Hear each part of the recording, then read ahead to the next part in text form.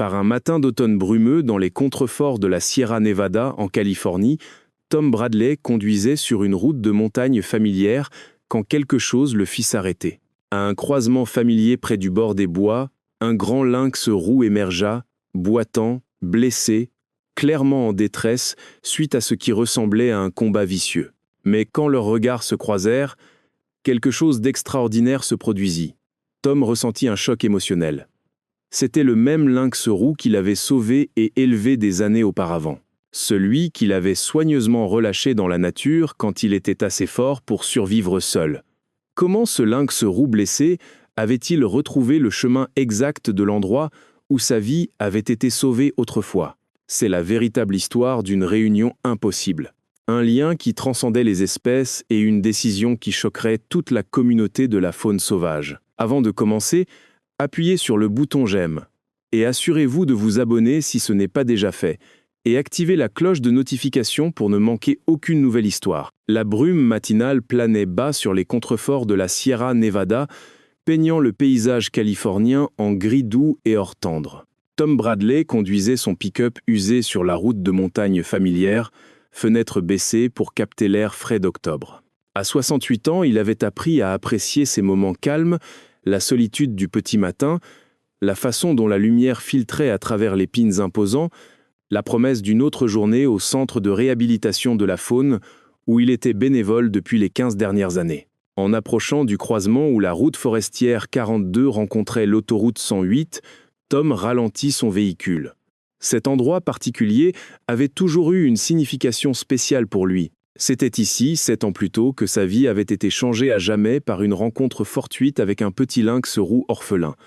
Il se souvenait encore vivement de ce jour. La façon dont la petite créature avait trébuché sur l'asphalte, pas plus grande qu'un chat domestique, les yeux à peine ouverts, pleurant pitoyablement pour une mère qui ne viendrait jamais. Tom rentrait d'une course d'approvisionnement quand il avait repéré le paquet de fourrure tacheté au milieu de la route. Sans hésitation, il s'était arrêté, avait soigneusement enveloppé le petit affaibli dans sa vieille veste de chasse et avait conduit directement au centre de réhabilitation de la faune du nord de la Californie, où il était bénévole. Ce petit, qu'ils avaient nommé Spirit, était devenu son plus grand succès.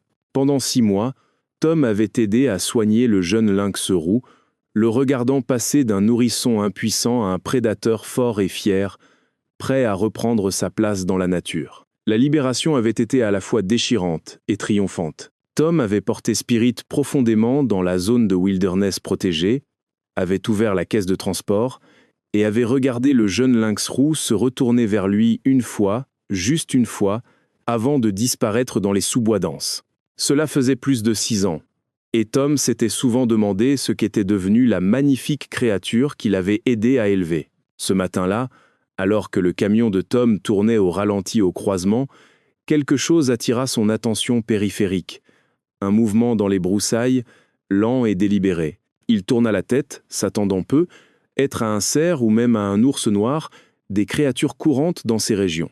Au lieu de cela, ce qui émergea des épais manzanitas et des broussailles de chêne fit sauter un battement à son cœur. Un grand lynx roux boita sur l'accotement de la route, son pelage fauve emmêlé et sale, une patte arrière clairement blessée. L'animal se déplaçait avec une douleur évidente, traînant le membre endommagé en luttant pour avancer. Mais ce qui coupa entièrement le souffle de Tom fut la façon dont le lynx roux regarda directement son camion. Pas avec la lassitude typique des prédateurs sauvages rencontrant des humains, mais avec quelque chose qui ressemblait de manière déchirante à de la reconnaissance. Les mains de Tom tremblèrent alors qu'il baissait lentement sa vitre. Le lynx roux continua son approche douloureuse, chaque pas délibéré et déterminé. En s'approchant, Tom pouvait voir les motifs distinctifs en rosette sur sa fourrure, maintenant ternis par la poussière et le sang séché. Une longue entaille traversait son épaule et des marques de morsure étaient visibles sur ses hanches. C'était clairement un animal qui avait récemment été dans un combat sérieux, probablement avec un autre grand prédateur. « Doucement, grand gaillard », murmura Tom, la voix épaisse d'émotion. Le lynx roux s'arrêta à quelques pieds du camion, vacillant légèrement sur ses 3 bonnes pattes, ses yeux dorés, des yeux que Tom réalisa soudain qu'il se rappelait, fixés sur son visage avec une intensité qui lui envoya des frissons dans le dos. Puis l'impossible se produisit. Le lynx roux fit un autre pas douloureux en avant, posant doucement ses pattes avant contre la porte passager du camion. Sa tête pendit d'épuisement, mais ses yeux familiers ne quittèrent jamais le visage de Tom. Il n'y avait plus de doute maintenant. C'était Spirit, le petit qu'il avait aidé à élever et à relâcher toutes ces années auparavant. Spirit. La voix de Tom se brisa alors qu'il prononçait le nom à voix haute pour la première fois depuis des années. Au son, les oreilles du lynx roux frémirent et il émit un son bas de chuintement, une vocalisation que Tom se rappelait bien de l'enfance de l'animal. C'était le son que Spirit faisait quand il cherchait du réconfort ou de l'attention. Des larmes commencèrent à couler sur les joues burinées de Tom. La réunion dépassait tout ce qu'il pouvait imaginer. Mais les circonstances étaient déchirantes. Spirit était clairement en détresse, blessé et épuisé. Le fier prédateur qui avait autrefois bondi sans effort dans les enclos du centre de réhabilitation luttait maintenant juste pour se tenir debout. Tom ouvrit lentement sa porte et sortit du camion, se déplaçant avec un calme délibéré pour éviter d'effrayer le lynx roux blessé. Mais Spirit ne montra aucune peur. Au contraire, alors que Tom s'approchait, les pattes du grand félin cédèrent et il s'effondra lourdement sur l'accotement gravillonné. Avec un son qui était en partie miaulement, en partie gémissement, Spirit pressa sa tête massive contre la jambe de Tom, exactement comme il l'avait fait quand il était petit, en cherchant du réconfort. À genoux à côté de l'animal blessé, Tom examina soigneusement les blessures. L'entaille sur l'épaule de Spirit était profonde mais semblait propre. Les marques de morsure sur ses pattes arrière étaient plus préoccupantes. Elles semblaient infectées, et l'état général du lynx roux suggérait qu'il avait voyagé pendant des jours. Être des semaines, dans cet état blessé. « Qu'est-ce qui t'a ramené ici, vieux ami ?» murmura Tom, caressant doucement la fourrure emmêlée sur la tête de Spirit. « Comment savais-tu me trouver ?» Les questions planaient dans l'air matinal, sans réponse, mais d'une certaine manière comprises. Spirit avait voyagé, blessé et seul, jusqu'à l'endroit exact où sa vie avait été sauvée une fois auparavant. L'instinct de retour au foyer était puissant chez tous les animaux sauvages, mais cela semblait transcender le simple instinct. Cela ressemblait à un choix conscient fait par un animal qui se souvenait de la gentillesse et la cherchait dans son heure la plus sombre. Sans hésitation, Tom retourna à son camion et récupéra une grande couverture en laine derrière le siège du conducteur. La même couverture qu'il portait pour les urgences avait autrefois enveloppé un petit lynx roux. Maintenant, elle servirait le même but pour ce petit, devenu un adulte magnifique mais blessé. Soigneusement, Tom souleva Spirit, ce qui n'était pas une mince affaire, car le lynx roux adulte pesait environ 30 livres et plaça l'animal sur le siège passager. Spirit n'offrit aucune résistance, semblant au contraire se détendre dans la sensation familière de soins humains. Tom attacha la ceinture de sécurité autour de la couverture enveloppée pour maintenir Spirit en sécurité, puis remonta dans le siège du conducteur, une main sur le volant, l'autre reposant doucement sur le flanc de Spirit pour le réconforter. Tom conduisit aussi vite que possible en toute sécurité vers le centre de réhabilitation. Il appela en avance sur son téléphone portable, alertant le docteur Sarah Michela, la vétérinaire en chef du centre, sur l'urgence. Le trajet de 30 minutes sembla durer des heures. Spirit resta conscient mais faible, émettant occasionnellement des vocalisations douces qui tiraient sur le cœur de Tom. Ce n'étaient pas les sons d'un prédateur sauvage et dangereux. C'étaient les sons d'un animal malade et fatigué cherchant du réconfort auprès de l'unique humain en qui il avait confiance. Le docteur Michela attendait quand Tom arriva au centre. Ensemble, ils transférèrent soigneusement Spirit à l'installation médicale où un examen approfondi révéla l'étendue des blessures. En plus des blessures évidentes, Spirit montrait des signes de déshydratation sévère et de malnutrition, suggérant que l'animal luttait pour survivre depuis un certain temps. Ces marques de morsure sont cohérentes avec une attaque de lion de montagne, expliqua le docteur Michela en nettoyant et suturant les blessures. Spirit a de la chance d'être en vie. Les lynx roux sont des combattants formidables, mais ils ne font pas le poids face à un puma. Les jours suivants furent critiques.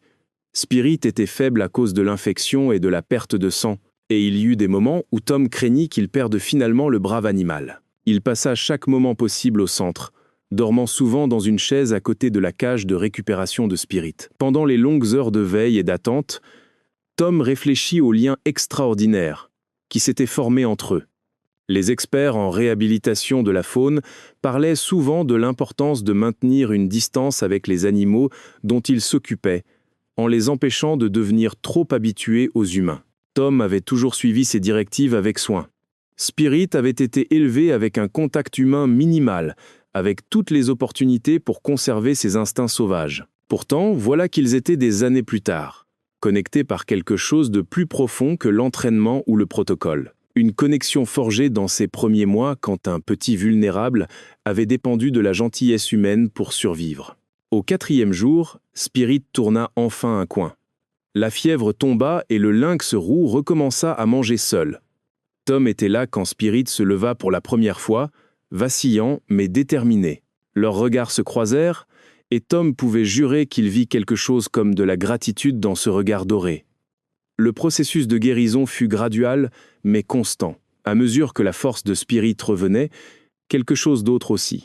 Un sentiment d'appartenance au centre qui n'avait pas été là lors de la réhabilitation originale. Cette fois, Spirit ne faisait pas les 100 pas, avec agitation, au bord de l'enclos, regardant vers la nature. Au contraire, le lynx roux semblait content de rester près des bâtiments, se positionnant souvent là où il pouvait voir Tom travailler avec d'autres animaux. Le docteur. Michela était perplexe face à ce comportement. C'est hautement inhabituel, admit-elle à Tom lors d'un de leurs contrôles quotidiens. Spirit est physiquement capable de retourner à la nature maintenant, mais ne montre aucune inclination à le faire. C'est comme si le second sauvetage avait fondamentalement changé quelque chose dans la perception de l'animal de cet endroit. Tom hocha la tête pensivement. Il avait remarqué la même chose. Spirit avait trouvé un foyer ici. Pas seulement le centre lui-même, mais le concept entier d'exister entre deux mondes. Plus pleinement sauvage, mais pas domestiqué non plus, Spirit semblait avoir choisi une vie qui reliait les deux royaumes. À mesure que les semaines se transformèrent en mois, une nouvelle routine émergea. Spirit avait libre accès à la propriété pendant la journée, venant et allant à sa guise. Les autres membres du personnel s'habituèrent à voir le grand lynx roux se prélasser à l'ombre des chênes ou suivre Tom dans ses tâches. Spirit était devenu, en essence, un ambassadeur résident du centre. L'arrangement n'était pas sans défi. Les réglementations sur les animaux sauvages exigeaient une documentation soigneuse et des permis spéciaux. Il y avait des préoccupations sur l'effet de Spirit, sur les autres patients en réhabilitation et des questions sur la durabilité à long terme d'un tel arrangement. Mais le lien entre Tom et Spirit avait capturé l'attention de la communauté de la faune et les supporters se rallièrent pour le rendre possible. Le docteur Michela mena de nombreuses évaluations pour assurer le bien-être physique et psychologique de Spirit. Les résultats étaient constamment positifs. Le lynx roux ne montrait aucun signe de stress ou de névrose de captivité. Il maintenait des comportements sains, marquait son territoire et apportait même occasionnellement à Tom des cadeaux de petites proies, un signe de respect et d'affection chez les félins. À mesure que l'hiver se transforma en printemps, Tom commença à comprendre que le retour de Spirit les avait changés tous les deux. Le bénévole âgé trouva un nouveau sens du but en prenant soin de son vieil ami. Des années de travail avec des animaux sauvages lui avaient appris que les connexions genuines entre espèces étaient rares et précieuses. Ce qu'il partageait avec Spirit transcendait la relation typique entre humains et faune. Pour Spirit, le choix de rester semblait tout aussi significatif. Le lynx roux avait expérimenté le cycle complet des soins humains, de la dépendance totale à travers une indépendance graduelle jusqu'à une liberté durement gagnée qui avait finalement été menacée par les dures réalités de la nature. La décision de retourner à la sécurité du centre de réhabilitation n'était pas un échec de la libération antérieure. C'était un choix intelligent fait par un animal qui comprenait ses options. Un soir au début du printemps, alors que Tom lisait dans son fauteuil préféré sur le porche du centre, Spirit s'approcha et s'installa à côté de lui. Le ronronnement massif du félin résonna dans l'air calme, un son qui ne manquait jamais d'émerveiller Tom. Les lynx roux sauvages ronronnent rarement, mais Spirit semblait réserver cette communication spéciale pour leurs moments calmes ensemble. Alors que Tom grattait doucement derrière les oreilles de Spirit, Il s'émerveilla du voyage qui les avait amenés tous les deux à ce moment. Il y a une décennie, il était un veuf solitaire, récemment retraité, cherchant un sens dans ses années dorées. Le bénévolat au centre de faune lui avait donné un but. Mais Spirit lui avait donné quelque chose de plus, une connexion qui défiait l'explication. Une amitié qui comblait le fossé entre humains et sauvages. L'histoire de Tom et Spirit devint quelque peu légendaire dans les cercles de réhabilitation de la faune. Les visiteurs du centre demandaient souvent à entendre le conte du lynx roux qui avait choisi de rentrer à la maison. Tom l'a raconté avec plaisir, en soulignant toujours la rareté d'un tel lien et l'importance de respecter la sauvagerie chez toutes les créatures, même celles qui choisissaient un chemin différent. À mesure que l'automne revint une fois de plus dans les contreforts californiens, Tom se retrouva une fois de plus à conduire devant ce croisement familier. Cette fois, cependant, il n'était pas seul. Spirit était assis sur le siège passager, non comme un patient transporté, mais comme un compagnon choisissant de l'accompagner. Il se dirigeait vers une école locale où Tom avait été invité à parler de conservation de la faune et du lien incroyable qu'il partageait avec Spirit. Au croisement, Tom s'arrêta un moment. Cet endroit, qui avait été témoin de 2 sauvetages, semblait maintenant comme un symbole de seconde chance et du pouvoir de la compassion. Spirit regarda par la fenêtre, se rappelant peu, être ses propres rencontres dramatiques à cet endroit même. « Prêt, vieux ami ?» demanda Tom, sa main reposant sur la tête de Spirit. La réponse de Spirit fut un doux frottement contre le bras de Tom, suivi de ce ronronnement qui ne manquait jamais de réchauffer le cœur du vieil homme. Ensemble, ils continuèrent sur la route vers les aventures qui les attendaient. Dans les années qui suivirent, Tom et Spirit devinrent des ambassadeurs pour une nouvelle compréhension des relations entre humains et faune. Ils démontrèrent que parfois, dans des circonstances rares et spéciales, les frontières entre sauvage et domestique, humain et animal, pouvaient s'estomper de façon qui enrichissait les 2 vies. Tom vécut jusqu'à 93 ans, et Spirit resta son compagnon fidèle jusqu'à la toute fin. Quand Tom s'éteignit paisiblement dans son sommeil par un matin d'automne brumeux, Spirit était roulé en boule à côté de son lit, un gardien veillant sur l'homme qui l'avait sauvé 2 fois. Une fois de la route, et une fois d'abandonner la possibilité que les humains puissent être dignes de confiance. Le personnel du centre de réhabilitation les trouva ensemble le matin suivant. Spirit était mort quelque part pendant la nuit, son grand cœur ayant apparemment décidé que son but dans la vie était accompli. Le docteur Michela, maintenant âgée elle-même, remarqua plus tard qu'elle n'avait jamais vu une telle dévotion entre espèces. Ils enterrèrent Tom et Spirit côte à côte sous le chêne où ils avaient passé tant d'après-midi paisibles ensemble. La pierre tombale portait une inscription simple, Tom Bradley et Spirit. Preuve que l'amour transcende toutes les frontières. Le croisement où tout avait commencé devint un petit mémorial au bord de la route, visité par des amateurs de faune du monde entier. Les gens s'y arrêtaient, espérant peu, être assistés à leur propre miracle, expérimenter la preuve que dans un monde souvent divisé par les différences, des connexions inattendues sont encore possibles. Et parfois, par des matins d'automne brumeux, quand la lumière filtre à travers les pins juste comme il faut, les visiteurs jurent qu'ils peuvent voir 2 figures au loin.